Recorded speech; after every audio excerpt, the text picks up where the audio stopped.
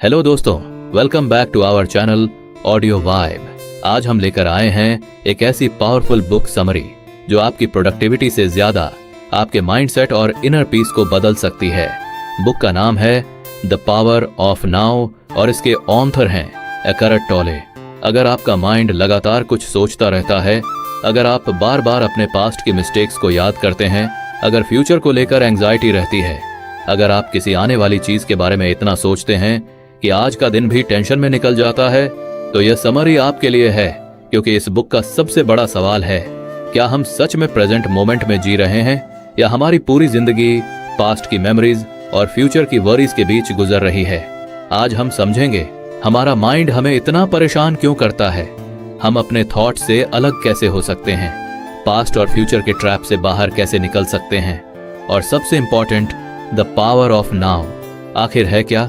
तो चलिए शुरू करते हैं। चैप्टर 1, सबसे बड़ी प्रॉब्लम हमारा माइंड है। हर इंसान के पास एक माइंड है।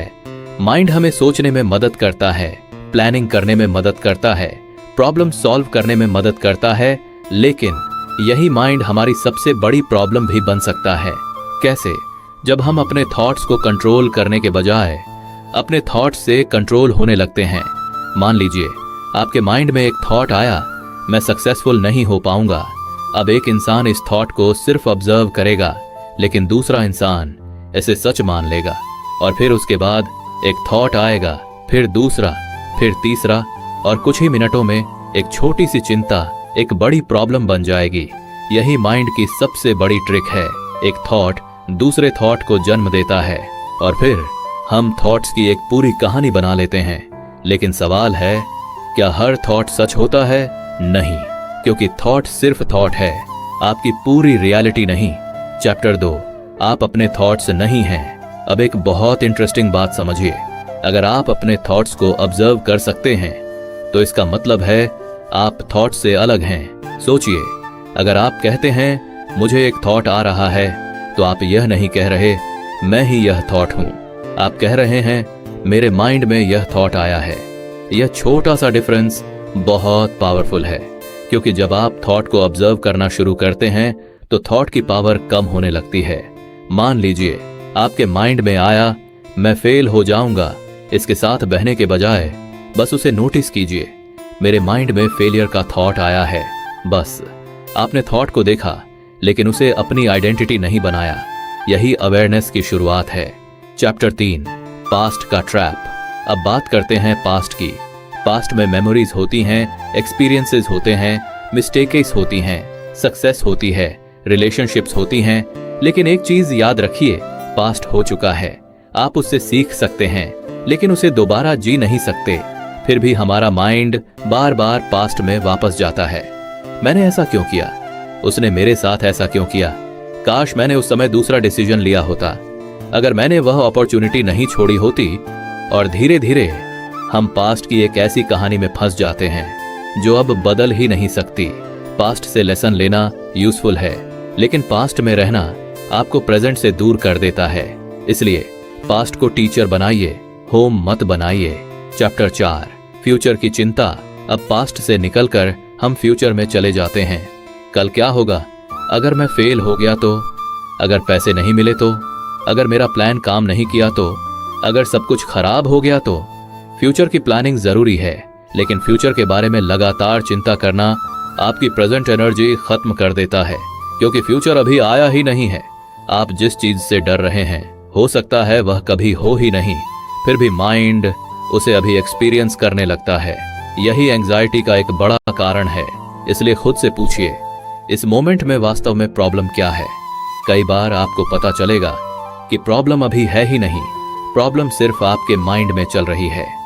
Chapter 5, the power of now. अब आते हैं इस पूरी बुक के सबसे इंपॉर्टेंट कॉन्सेप्ट पर, नाउ।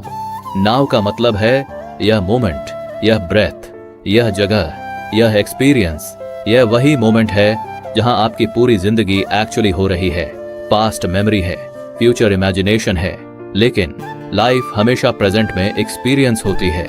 आप खाना खाते हैं नाउ में, आप पढ़ते हैं नाउ में, आप किसी से बात करते हैं नाउ में, आप सक्सेस अचीव करते हैं नाउ में, आप खुश होते हैं नाउ में, इसलिए अगर आपका माइंड हमेशा फ्यूचर में है तो आपकी जिंदगी का बड़ा हिस्सा एक ऐसी जगह गुजर रहा है जहां आप अभी मौजूद ही नहीं हैं। चैप्टर 6, प्रेजेंट मोमेंट को कैसे फील करें। अब सवाल है, प्रेजेंट में रहें कैसे। इसके लिए किसी कॉम्प्लिकेटेड टेक्निक की जरूरत नहीं है, बस अपनी अटेंशन को वापस लाना सीखिए। अभी एक मोमेंट के लिए अपने आसपास देखिए। आप क्या देख रहे हैं, क्या सुन रहे हैं। अपने शरीर को नोटिस कीजिए, अपनी ब्रीदिंग को नोटिस कीजिए। आपके आसपास क्या हो रहा है, बस उसे ऑब्जर्व कीजिए। आपको कुछ बदलना नहीं है, कुछ फोर्स नहीं करना है, बस बी अवेयर। यही प्रेजेंट मोमेंट की शुरुआत है। Chapter 7, emotional pain. हर इंसान की जिंदगी में इमोशनल पेन आता है। किसी का बिहेवियर हर्ट कर सकता है, कोई रिलेशनशिप खत्म हो सकती है, कोई ड्रीम टूट सकता है, कोई फेलियर मिल सकता है। पेन को इग्नोर करना सॉल्यूशन नहीं है, लेकिन पेन के साथ अपनी पूरी आइडेंटिटी बना लेना भी सॉल्यूशन नहीं है। कई बार घटना एक बार होती है, लेकिन हम उसे अपने माइंड में सैकड़ों बार रिपीट करते हैं।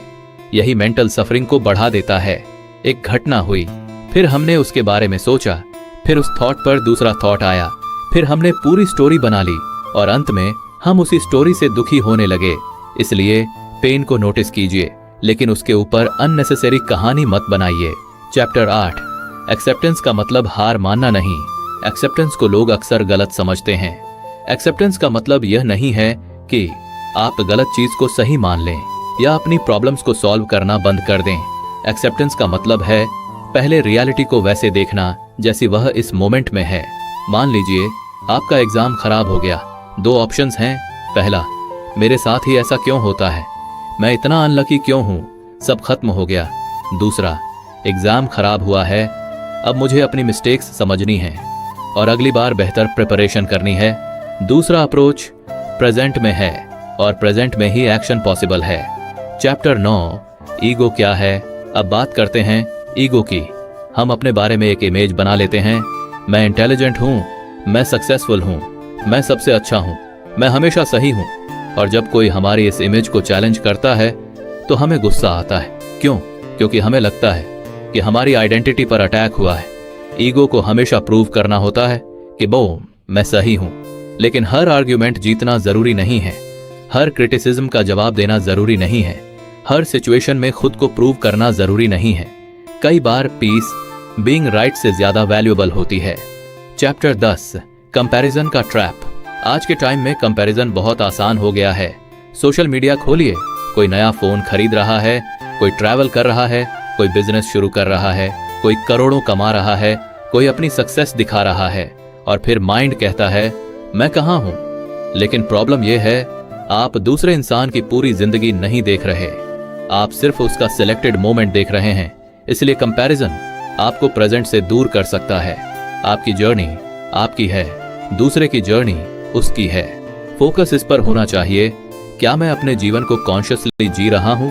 चैप्टर 11, जब आप हर चीज को कंट्रोल करना चाहते हैं। हम चाहते हैं सब कुछ हमारे अकॉर्डिंग हो, लोग हमारी बात समझें, प्लान्स एग्जैक्टली वैसे ही काम करें, फ्यूचर प्रेडिक्टेबल हो।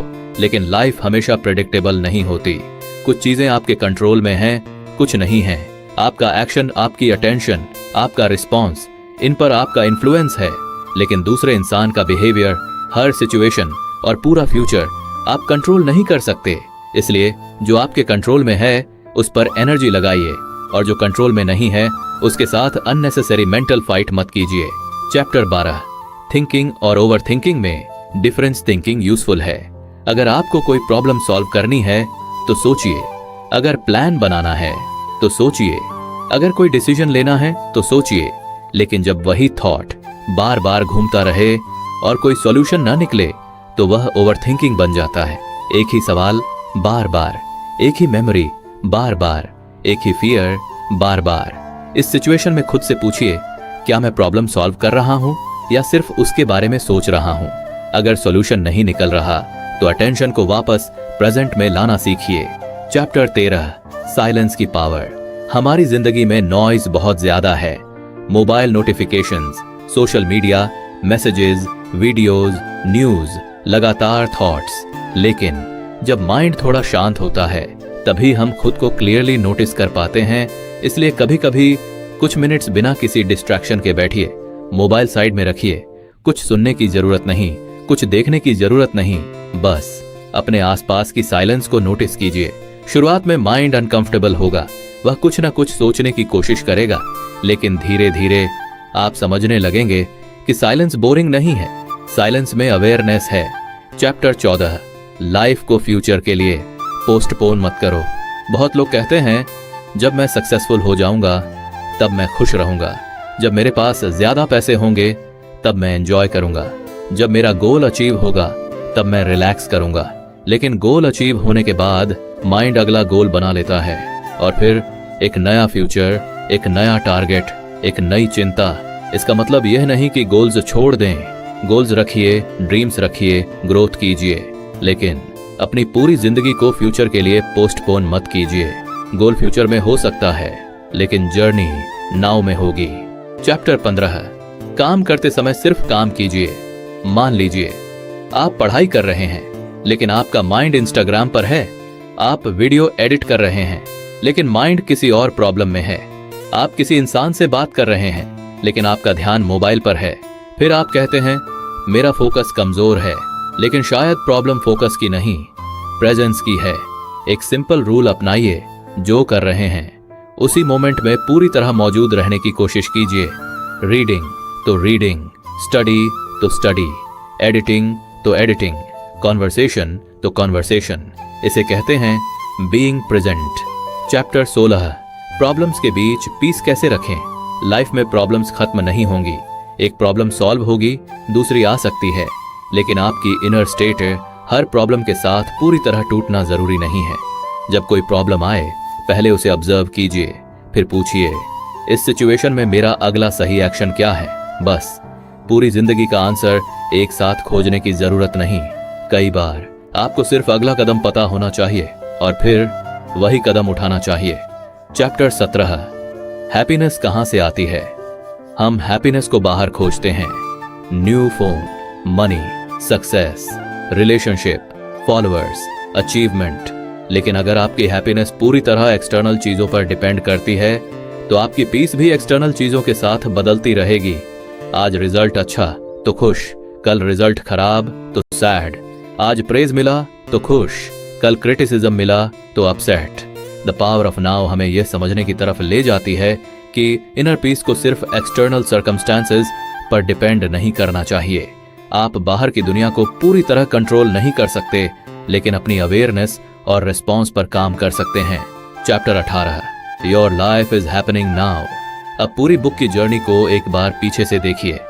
हम पास्ट में फंसे रहते हैं, फ्यूचर की चिंता करते हैं, थॉट्स को अपनी आइडेंटिटी मान लेते हैं, ईगो से लड़ते रहते हैं, कंपैरिजन करते हैं, कंट्रोल करने की कोशिश करते हैं और फिर कहते हैं मुझे पीस क्यों नहीं मिल रही। शायद आंसर बहुत सिंपल है, हम प्रेजेंट मोमेंट में पूरी तरह मौजूद ही नहीं हैं। लाइफ कोई फ्यूचर इवेंट नहीं है, लाइफ कोई पास्ट मेमोरी भी नहीं है, लाइफ अभी हो रही है। यही द पावर ऑफ नाउ है। Final chapter, the power of now. अब इस पूरी बुक का सबसे पावरफुल लेसन समझिए। आप पास्ट को बदल नहीं सकते, फ्यूचर को पूरी तरह कंट्रोल नहीं कर सकते, लेकिन इस मोमेंट में आप अपना रिस्पॉन्स चुन सकते हैं, आप अपना अटेंशन चुन सकते हैं, आप अपना नेक्स्ट एक्शन चुन सकते हैं और यही आपकी पावर है। जब माइंड कहे कल से शुरू करूंगा तो पूछिए क्यों नहीं अभी। जब माइंड कहे अगर फ्यूचर में ऐसा हुआ तो पूछिए इस मोमेंट में मैं क्या कर सकता हूं। जब पास्ट कहे तुमने गलती की थी तो याद रखिए गलती एक लेसन हो सकती है, आइडेंटिटी नहीं। और जब माइंड आपको बार बार किसी कहानी में ले जाए तो वापस आइए नाउ में। एक ब्रेथ, एक मोमेंट, एक एक्शन, बस यहीं से प्रेजेंट में जीने की शुरुआत होती है। बुक के सबसे बड़े लेसन्स। लेसन नंबर 1, आप अपने थॉट्स नहीं हैं, आप थॉट्स को ऑब्जर्व कर सकते हैं। लेसन नंबर 2, पास्ट से सीखिए लेकिन उसमें मत रहिए। लेसन नंबर 3, फ्यूचर की प्लानिंग कीजिए लेकिन फ्यूचर में मत जिए। लेसन नंबर 4, प्रेजेंट मोमेंट ही वह जगह है जहां वास्तविक लाइफ एक्सपीरियंस होती है। लेसन नंबर 5, एक्सेप्टेंस का मतलब हार मानना नहीं है, रियलिटी को देखकर सही एक्शन लेना है। लेसन नंबर 6, हर चीज को कंट्रोल करने की कोशिश आपकी मेंटल एनर्जी खत्म कर सकती है। लेसन नंबर 7, आपकी अटेंशन एक पावरफुल रिसोर्स है, इसे हर जगह मत बांटिए। लेसन नंबर 8, पीस किसी फ्यूचर अचीवमेंट का रिवॉर्ड नहीं है।